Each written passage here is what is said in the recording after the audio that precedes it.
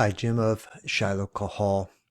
I have, over the course of the last couple of years, been really educating myself and deep diving on the subject of the construct of a day. When does it end and when does it begin? Because in the Torah circles to which I have joined myself as much as I can, because I embrace now that I am Israel, that we have joined Israel, and that we have responsibilities to live according to the original covenant, which includes the Torah.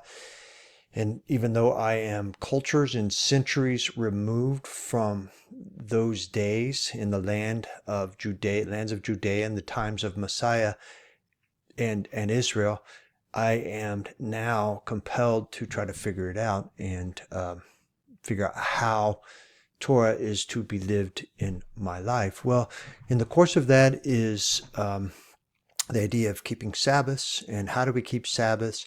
And upon entering the Torah communities, you begin to hear almost immediately that the day begins with the evening. If you're going to keep the weekly Sabbath, you're going to begin it when the sun goes down on the sixth day, which would be Friday, when the sun goes down on Friday, and you're going to walk the Sabbath until the sun goes down on Saturday. And that is a common understanding, if not the common understanding, even in the Torah circles. The church understands it that way too. If you were dealing with somebody who is of the church and just acknowledges and knows a little bit about Sabbath keeping according to Judaism, they will tell you that, most people understand that the day would start in the evening on a Friday and run till evening on a Saturday. Well, where is everybody getting that? And that's what I began to challenge, because I began to, as I was having difficulties living that out, I began to accumulate the data.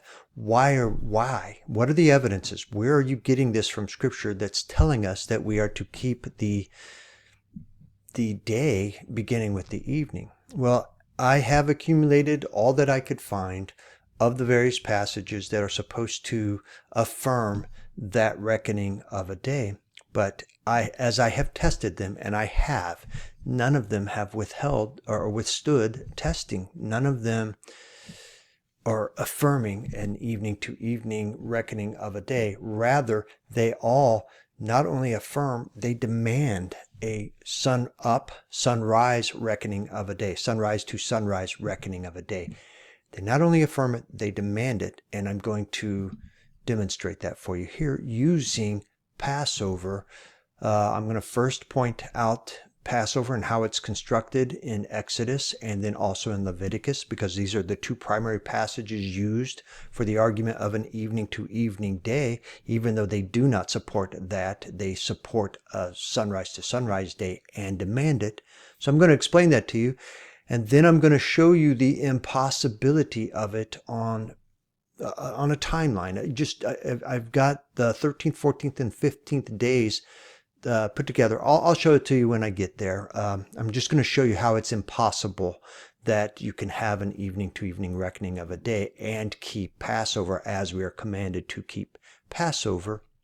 And then I'm going to show and demonstrate on the Passover timeline how Messiah affirms the morning to morning, the sunrise to sunrise reckoning of a day by the way that he and his Talmidim, or his disciples, actually kept that last Passover. We have the details in the three gospel accounts of Matthew, Mark, and Luke.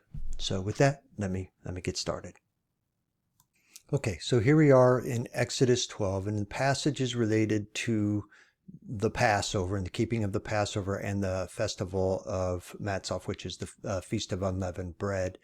This, along with, and I'll show you quickly, along with this Leviticus 23 account of the same Passover, are two of the primary passages that are offered in support of an evening to evening. Now, admittedly, and I mentioned, there's another one that is just as commonly and maybe even more commonly utilized, and it has to do with a little bit later in Leviticus 23 when we're dealing with the 10th day of Yom HaKippurim, which is the Day of Atonement, where we're told to celebrate it on the 10th. And then down in verse 32, it says that this 10th day is a Sabbath of rest to you, or a Sabbath of rest to you, and you shall afflict your beings. On the 9th day of the month at evening, from evening to evening, you shall observe your Sabbath.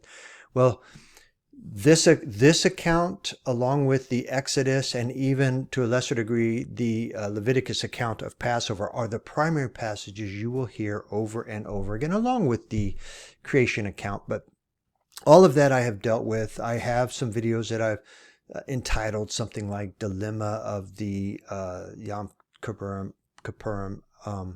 or Dilemma of the 9th day, I believe is what I called it. Because you just, when you work this out, you cannot, when you test it and you put it on a timeline, you realize that what it means is on the 9th day at evening is literally what it means. And then you observe from the 9th day in the evening to the 10th day in the evening, but it has nothing to do with the reckoning of a day. Well, I don't mean to spend my time on the Day of Atonement or Yom Kippurim. I intended to spend my time on Passover and the unleavened bread here. So let's just revisit Exodus 12 very quickly, and just let me get my pencil. So according to the instructions of Exodus 12, you are to select a lamb and keep it until the 14th day, and the assembly is to kill it between the evenings on the 14th day. So here's the first command. The Passover, the Pesach, is to be killed on the 14th day, not the 13th day and not the 15th day. It's to be killed on the 14th day. And you are to eat the flesh that night. So on whatever day that you kill, you have to eat the flesh that night. That's the command. And you're to eat it with unleavened bread. And this becomes the very first time that Israel is eating unleavened bread in that week. But that's not to be confused with the following 7-day festival that is called the Feast of Unleavened Bread, where the first day is the Sabbath. And for 7 days, we are to eat unleavened bread again. So we have a total of 8 days. And the first of those 8 days that we eat unleavened bread is on the Passover itself. So let's look at that on this timeline. So here's the 14th, the day of Pesach, Passover. You are to kill the Passover between the evenings. And in this particular event, they were to put the blood of that Pesach over their doorpost and eat it in haste with unleavened bread and bitter herbs at night. And while they were eating at night, Yahweh passed through the land, or actually, I think he sent the destroyer, an enemy spirit, but it doesn't really matter. He claims to pass through the night and pass through Mitzrayim or Egypt and destroys the firstborn. Well, it's all happening on the 14th. It's happening on the Passover. So all of these events are happening on the 14th. If any of them are happening on a different day, we have problems. We can't kill on the 13th, and we can't eat on the 15th. We're to eat on the 14th as Yahweh is passing over Israel.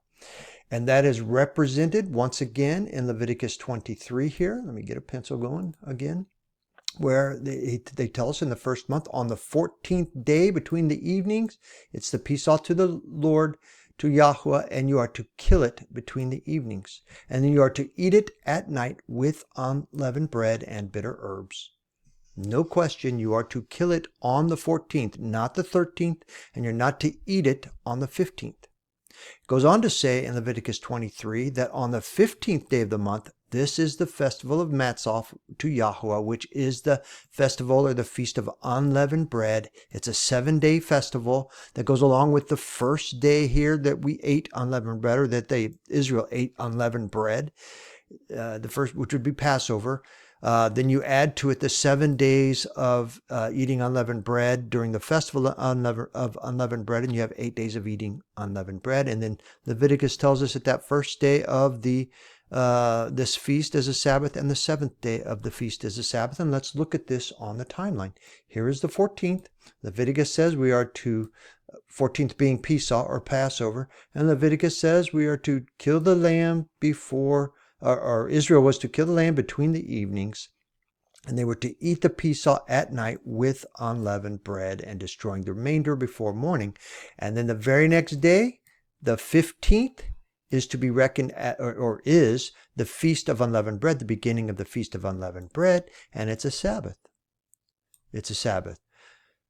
Okay, so let's begin to test whether or not we could really do this Passover, these Passover events on the 14th, if you have an evening to evening reckoning. Okay, so here is an attempted illustration, I hope to make this clear, of day 13, day 14, and day 15, if we are reckoning the day to start at evening when the sun goes down. And if that's the case, then on day 13, staying with day 13, when the sun goes down, as soon as you don't see the sun anymore in the sky, you've entered day 13. That's the very first event of day 13, is the sun has disappeared, and then we enter this twilight period here where it's getting darker and darker, but we're in the beginnings of day 13, and the twilight gives way to night, and we have the darkness of night, and it continues until the sun is coming back around, and we begin to get light filling the sky, and we would have, before the sun rises, we're going to see some vestiges of light in the sky. Then we're going to see a little more. It's going to continue to lighten as the sun approaches, and then we're going to have the sun break the horizon, and we're going to have a sunrise. Well, if you're reckoning that the day began at sunset when the sun went down, you are now halfway through the day, and then you have, as the sun continues to rise towards the middle of the sky, it gets lighter and lighter until we pretty much at some time pretty early in those early hours, we start getting into full daylight, and then this is the time of activity. This would be the time of activity on day 13. And then as we, as the sun goes through the sky and begins to leave us and go away from us, well, we begin as it approaches the horizon, and it starts to get darker and darker. And as it gets darker, we're approaching the end of the day, but you're still in day 13 until the sun actually goes behind the horizon, at which time you are now in the next day. Okay, so that is hopefully illustrated to you on day 13. Let's apply this to day 14 now, because this is the day of Passover, and let's take into account the instructions that we receive. We are to take the Pesah, the Passover lamb or goat that we have been keeping since day 10, and we are to kill it between the evenings. You know what? I'm going to come back to this. Let me go back to the 13th very quickly to illustrate again, because what is between the evenings? Well, here's a sunset, and that's an evening. And here is a sunrise, and is that an evening? I think it is an evening because, or at least what they're counting as an evening, because we have the setting and rising of the sun, the movement of the sun, either before or behind the horizon. And so what would between the evenings be? Would it be this nighttime on the 13th? Or would it be in the daytime between this evening and the beginning of day 14 over here? Assuming that you stayed here, would it be down here, because this would be evening down here? Would this be between the evening? Or would this be between the evening according to Exodus and Leviticus? Well, the alternatives, what are the alternatives? You could have this little period of time so that when the sun begins to set, just when it touches the horizon, and then you have a short period of time that it takes the sun to set. And is that the evening? If you're going to do it between the evenings, and if that's going to be your between the evenings, would it be the setting of the sun to this the touching of the sun on the horizon to the setting below the horizon? Well, you would have to kill very quickly and begin the preparation, and then you'd also have to begin preparing your Pesah during the nighttime here. Okay, so let's play this out onto day 14. You have day 14, and the very first event that you have on day 14 is the sun has set, and you are in one of the evenings. So this is also nighttime on the 14th. This is nighttime on the 14th. You have to keep these things in mind because it's very critical. The first thing that happens is the sunset and you enter the period of night. It's the very first thing that happens. And then you have the sun coming back around and light filling the sky. And then you have the sun rising here. And then you have a little more sun. As the sun rises, it continues. Then you have the full period of day beginning halfway through day 14. Well, if the command is to kill between the evenings on the 14th, what are we seeing? Is Israel then to kill between this evening and this evening at nighttime, the Passover? Because if they kill at nighttime between these evenings, I suppose you could keep the prepared lamb, or you could even kill it during this time and prepare it during the daylight hours of the 14th. But as you are keeping it, waiting for that night, you are now going to be entering. You can't get to that night on day 14. As soon as you get to night, the next night is going to be day 15. You see, you can't do it. The only way you can kill the lamb, and let me get rid of some of these markings. The only way that you can slaughter the lamb, the Pesach, on the 14th, and do it in some relationship to an evening, and to eat it that night on the 14th, if you're going to stay on the 14th and eat it that night, then you have to move very quickly. You have to first justify this being the between the evenings. You have to kill it, and you're going to have to prepare it because you have to be eating it by this time. This is when you're eating it. So this is how it would have to play out on the 14th.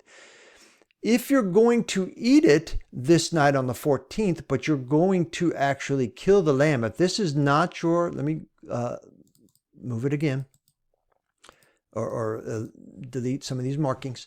If you're going to eat it on the 14th, and you are not going to try to get it done right here in this little period of time, this evening potential. You're going to have to define that as you're between the evenings, and you have to move very quickly and get it done. Because if you are doing it before the sun goes down, if you do any part of killing this lamb before the sun goes down, you would be on day 13 and you are not keeping Torah. You are not keeping the Passover on the 14th. So it cannot be. And if you're going to eat that night on the 14th, this is when it has to happen. You either have to do it on the 13th, kill the lamb and prepare it on the 13th, or you have to scramble when the sun is setting, while the sun is setting, and get it all prepared. How long does it take to cook? How long does an evening last? How long does it take to cook? Well, I suppose you can make a case for all of that, possibly, if you're doing it all here, because the command is to do it all on the 14th. But you have another problem. You have Messiah going through on the night of the 14th. So he's going through first thing on this day of the 14th. So all of these things are happening in the first 6 or 7 hours of day 14. What about the rest of day 14? What about all of this? How does that fit into the picture? And I will tell you that if you then wait, let me get rid of some of these markings again. If, however, you are to treat either this as between the evenings or this as between the evenings when you're going to prepare that Pesach, you are not going to be able to eat it on the 14th now, because you got to eat it that night.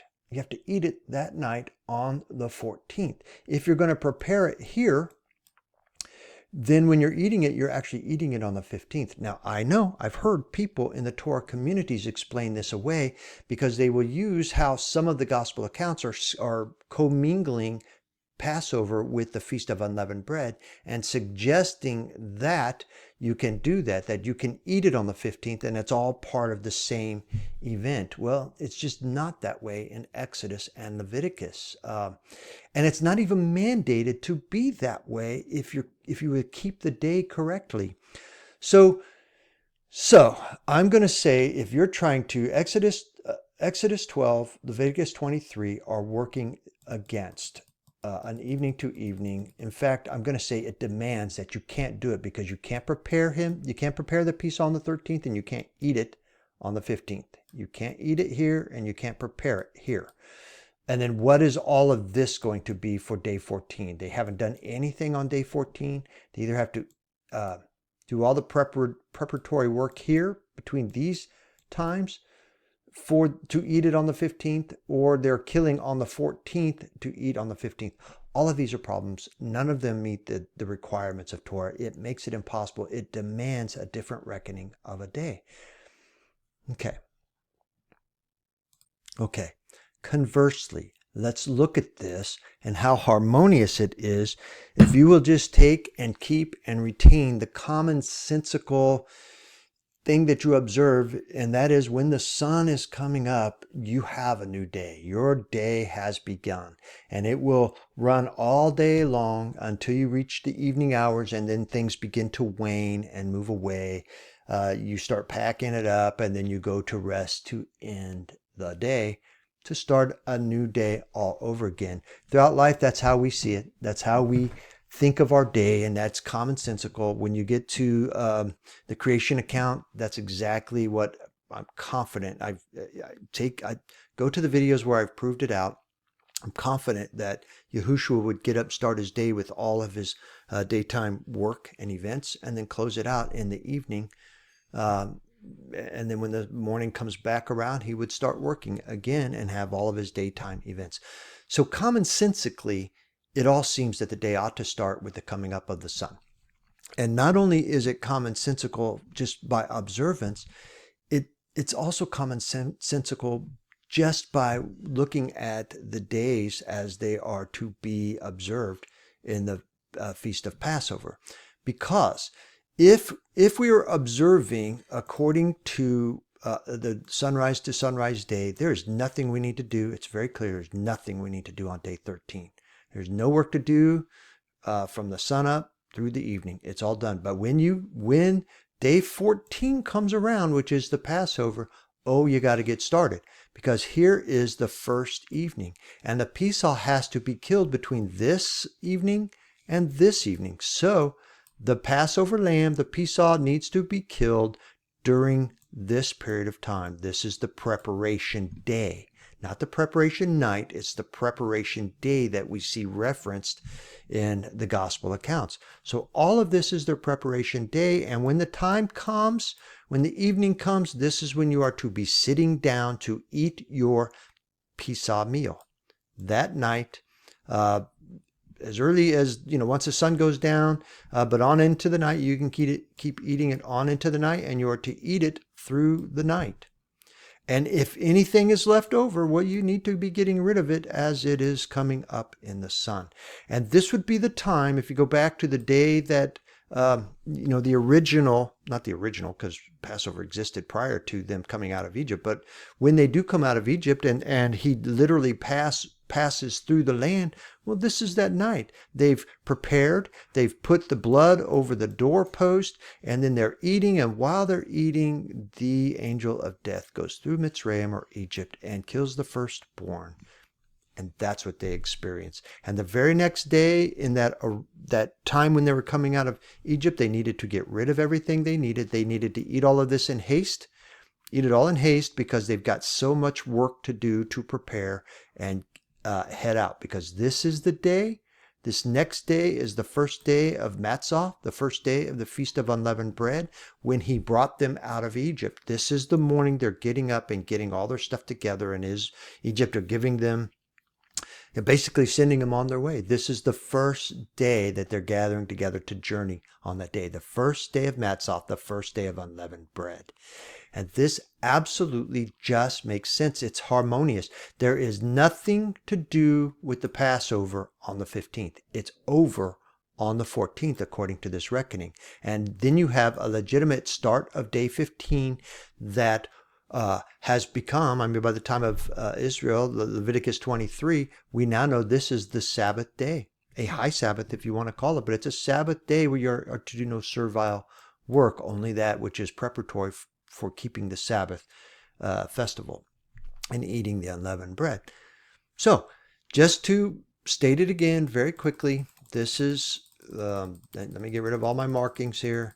So, in this reckoning, daylight, sunrise to sunrise, we don't have to do anything on the 13th related to the Passover, and we don't have to do anything on the 15th related to the Passover. It's now the Sabbath, and this is the day before Sabbath.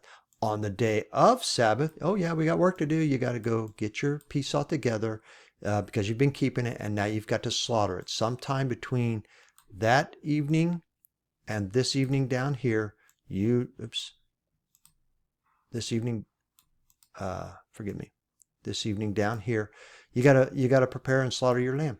That's what you've got to do. And then when the time comes for eating, which is at evening, once the sun has gone down, this is when you eat your dinner, and you eat it, and you eat it all up. And if anything's left over, you are to burn it and get rid of it for the start of the next day. Harmonious, nothing to add, no games to play.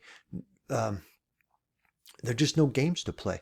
Let me say here that I'm convinced, having continued to study and educate myself and delving into this, I think what has happened to the church, and it's spilled over into the Torah communities, which are coming out of the church, because the Torah communities are just those people who have, primarily anyway, my understanding of it is that these are the people that have come out of the church, but understanding that they've been taught wrongly by the church.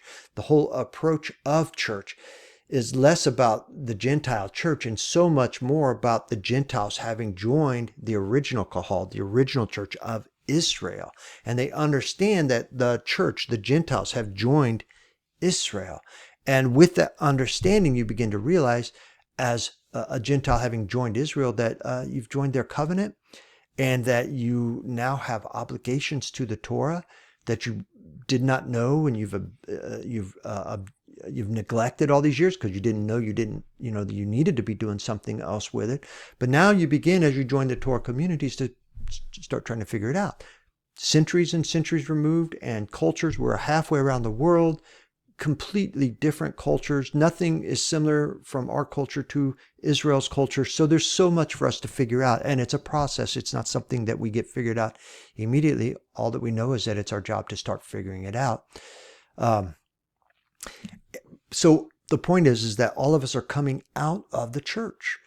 And in the church, we were taught that you have Judaism. And Judaism ideally is the foundations of Israel, the foundations of the Hebrew understanding, the foundations of, how Israel would have been observing Torah correctly, as though they understand correctly. But what the church didn't know, and now the Torah communities don't know unless they start paying attention and continuing to work on it, is that Judaism is in error. Judaism is giving the church the evening to evening construct of a day, because that's how they're convinced they need to be keeping their Sabbath. Judaism is giving us all kinds of error. But what is Judaism? These are the vestiges of the Yehudim, those of the lands of Yehuda, those of the lands of Israel who rejected Messiah back when all these things were happening. Because the Yehudim, the Israelites that received Messiah, they were no longer lumped together with the Yehudim or the Jews. I mean, what has become known as the Jews, and we think of the Jews as the unbelieving Yehudim. Those of Judah, those of Judea that rejected Yahuwah have become synonymous with the Jews of today. The Yehudim, those of Judea who accepted Messiah, became synonymous with today's church because they were the foundations of today's church. And as the Gentiles began to join to the church, as they began to join and overcome Israel, the Yehudim in numbers, and when the church teaching infiltrated into, the institutions of church, in my opinion, once the enemy successfully got into the church with false leaders and false doctrines, they began to take over leadership positions of the church and lead the church astray, so that by the second and third centuries, we had so much error in the doctrines of the church and to the very concept of the doctrines of the church. I mean, it's way too big of a subject to try to do in this video, but it's just the church early on embraced all kinds of errant doctrines from the enemy. We are living in the midst of lies throughout all the world, and part of those lies are what the enemy has given us through the institution of church and educational systems from the church. They've given us doctrines of demons to lead the church astray via the leadership of the church. It's his game plan. It's the way he's done it from the beginning of time. So what my point is that we do not turn to Judaism. Judaism, I believe, comes about from the times of Antiochus in 175 BC, when Antiochus began to try to Hellenize all of the Judea and the Holy Lands. They tried to Hellenize them and pull them into the ways and laws of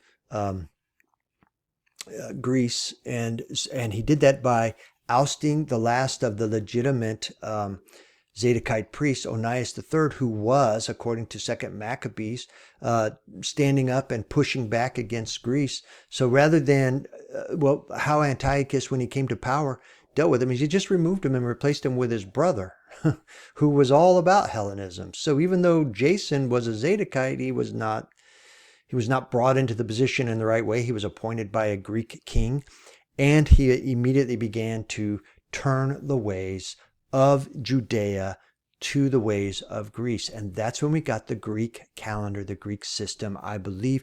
Now, the Greeks have been through many calendars and many systems. It's my understanding that they've been through a bunch, depending upon the lands and the different things. There's lots of confusion in that, but I'm confident that's where Judaism picked up this errant calendar, which is why Judaism was working from Judaism, and the mainstream Yehudim of the times of Messiah were working on a calendar other than what Yahushua was working on, and they celebrated the Passover a day behind Messiah's celebration of the Passover.